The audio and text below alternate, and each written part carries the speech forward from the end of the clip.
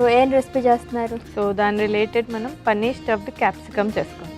So దీనికి కావాల్సిన పదార్థాలు అంటే ఇప్పుడు చూద్దాం. స్టఫ్డ్ క్యాప్సికమ్ పనీర్కి కావాల్సిన పదార్థాలు: టొమాటో, ఉల్లిపాయలు, స్వీట్ కార్న్, తురిమిన పన్నీర్, చీజ్, నిమ్మరసం, మిరియాల పొడి, ఉప్పు, కారం, క్యాప్సికమ్, పచ్చిమిర్చి, నూనె. పనీర్ స్టఫ్డ్ క్యాప్సికమ్కి కావాల్సిన పదార్థాలు చూసాం కదండి. ప్రాసెస్లోకి వెళ్ళిపోతాం. ముందు చెప్పుకున్నట్టుగానే ఈ రెసిపీ మనం చాలాసార్లు ప్రిపేర్ చేసుకున్నాము. బట్ పర్టికులర్గా యాంటీ ఆక్సిడెంట్ గురించి మనం మాట్లాడుకుంటున్నాం కాబట్టి ఏ విధంగా ఉపయోగపడుతుంది అంటే అనేది చెప్పేసేయండి బ్రీఫ్గా. తర్వాత మనం ప్రాసెస్లోకి వెళ్తాం. ఖచ్చితంగా అశ్విని. సో ఇక్కడ మనం తీసుకున్న ప్రతి వెజిటేబుల్లో one type of antioxidant అనేది ఉంటుందన్నమాట.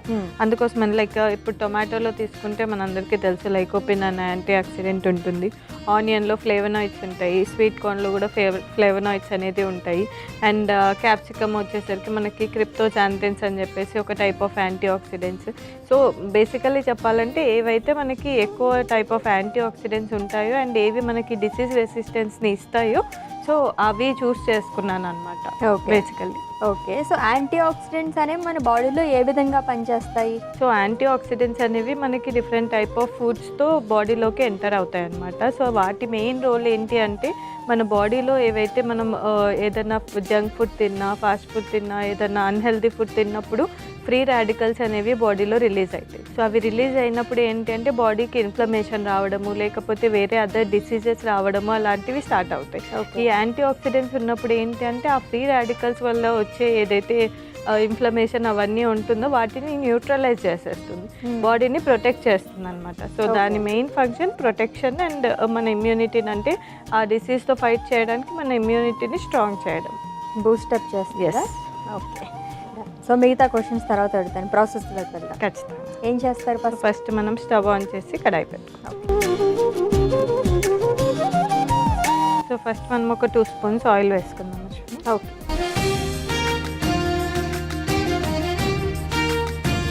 ఇప్పుడు కట్ చేసుకున్న ఉల్లిపాయ ముక్కలు వేస్తాం. ఓకే. వీటిని ఒక 1 మినిట్ వరకు ఫ్రై చేసుకుందాం. ఓకే. ఓవరాల్గా మనం చూస్తున్నట్టయితే కనుక డిసీజ్ రెసిస్టెంట్ కెపాసిటీని ఇస్తుంది ఇప్పుడు యాంటీ ఆక్సిడెంట్ అనేది. ఎటువంటి ఫుడ్స్లో ఇది మనకి అవైలబుల్గా ఉంటుంది ఎక్కువ శాతంలో? ఓకే. సో ఈ యాంటీ ఆక్సిడెంట్స్ అనేవి ప్రతి ఫుడ్ గ్రూప్లో ఉంటాయి Ashwini. Not only like fruits, vegetables వీటిలలో ఎక్కువగా ఉంటాయి. బట్ పల్సెస్, హోల్ గ్రెయిన్స్ కానీ వీటిలలో కూడా కొద్ది మోతాదు వరకు మనకి యాంటీ ఆక్సిడెంట్స్ అనేవి ఉంటాయి అన్నమాట.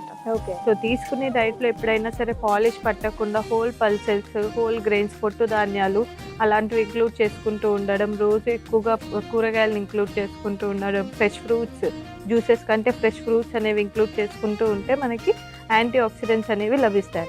బికాస్ మనకి దీంట్లో nutritive and non nutritive antioxidants ఉంటాయి. సో బేసికల్లీ మనం ఎక్కువగా అందరూ యాంటీ ఆక్సిడెంట్స్ ఇమ్యూనిటీ అయినా కానీ వైటమిన్ సి అంటారు.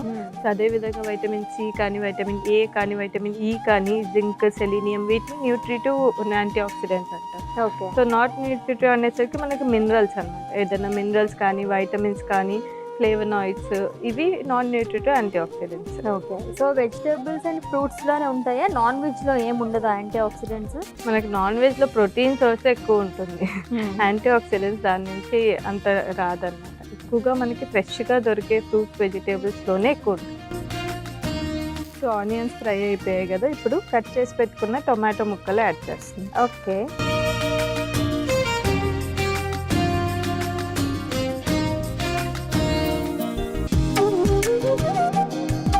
సో నెక్స్ట్ దీంట్లో కట్ చేసి పెట్టుకున్న పచ్చిమిర్చి వేస్తుంది. ఓకే. తర్వాత మనం ఉడకబెట్టి పెట్టుకున్న sweet corn. Okay. Fibre rich food.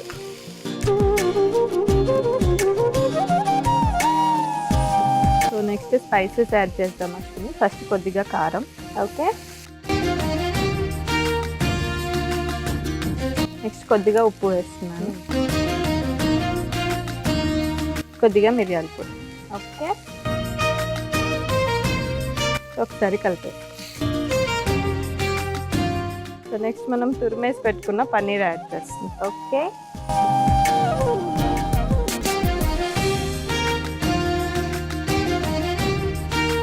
Ashwini ఫైనల్గా కొద్దిగా చీజ్ వేస్తున్నాం. ఓకే.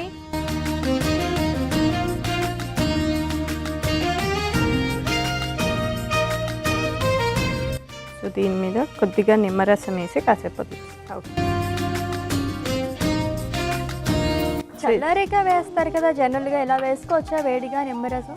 అంటే కుక్ చేస్తూ మిడిల్లో వేస్తే కొంచెం సాల్ట్ టేస్ట్ వస్తుంది. ఆఫ్ చేశాక వేసుకోవచ్చు.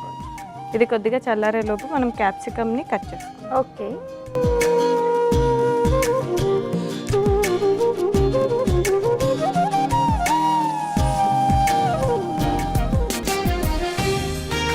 సో మనం క్యాప్సికమ్ లోపల ఉన్న సీడ్స్ అంతా తీసేస్తాం. సో ఇప్పుడు ఈ స్టఫింగ్ని మనం క్యాప్సికమ్లో పెట్టేస్తాం. ఓకే.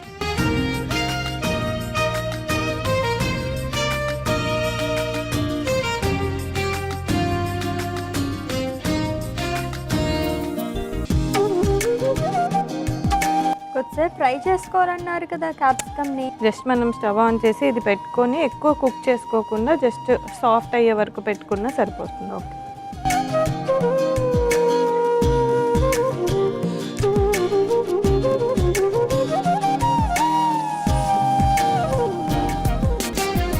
ఓకే, స్టఫ్ చేసేసుకుందాం కదా. స్టఫింగ్ రెడీ అయిపోయింది అశ్విని. ఇన్ కేస్ ఇలాగే తీసుకోవాలి అనుకున్న వాళ్ళు మళ్ళీ ఈ నెక్స్ట్ ప్రాసెస్ అవసరం లేదు.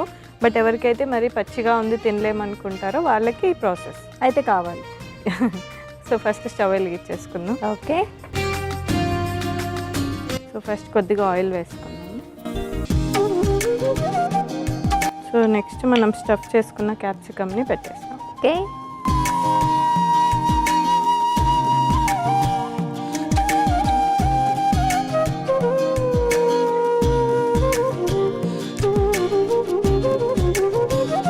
ఓకే, అలెక్కి గారు ఒకసారి చూద్దామా?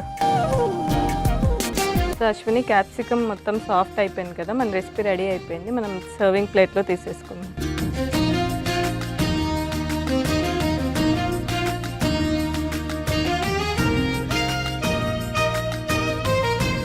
సో అశ్విని మన పన్నీర్ స్టఫ్డ్ క్యాప్సికమ్ రెడీ అయిపోయింది. టేస్ట్. ఓకే. ఎస్, ప్రెజెంటేషన్ అయితే చాలా ఇంపార్టెంట్. చూసారు ఎంత బాగా చేశారు. రెసిపీతో పాటు కూడా ప్రెజెంటేషన్లో ఇవ్వడంలో అలెక్కి గారు మించిన వాళ్ళు ఎవరు లేరనమాట. సో టేస్ట్ చేసే ముందు దీనికి కావాల్సిన పదార్థాలు, తయారీ విధానం ఒకసారి చూద్దాం. స్టఫ్డ్ క్యాప్సికమ్ పనీర్కి కావాల్సిన పదార్థాలు: టొమాటో, ఉల్లిపాయలు, స్వీట్ కార్న్, తురిమిన పన్నీర్, చీజ్, నిమ్మరసం, మిరియాల పొడి, ఉప్పు, కారం, క్యాప్సికమ్, పచ్చిమిర్చి, నూనె. స్టఫ్డ్ క్యాప్సికమ్ పనీర్ తయారు చేసుకునే విధానం: ముందుగా స్టవ్ ఆన్ చేసి కడాయి పెట్టి నూనె వేసి, నూనె వేడెక్కిన తర్వాత కట్ చేసుకున్న ఉల్లిపాయ ముక్కలు, టమాటో వేసి దోరగా వేయించుకోవాలి. తర్వాత పచ్చిమిర్చి ముక్కలు, ఉడికించిన స్వీట్ కార్న్ వేసి ఒకసారి కలుపుకొని, తర్వాత కారం, ఉప్పు, మిరియాల పొడి వేసి బాగా కలుపుకోవాలి. తర్వాత తురిమిన పన్నీర్, కొద్దిగా చీజ్ వేసి ఒకసారి కలుపుకొని, చివరిగా తగినంత నిమ్మరసం వేసుకుని, తర్వాత క్యాప్సికమ్ లోపల గింజలన్నీ తీసేసి మనం రెడీ చేసి పెట్టుకున్న స్టఫింగ్ ని క్యాప్సికమ్ లో స్టఫ్ చేసి కడాయిలో పెట్టి ఒక 2 నిమిషాలు కుక్ చేసుకోవాలి. అంతే, స్టఫ్డ్ క్యాప్సికమ్ పనీర్ రెడీ.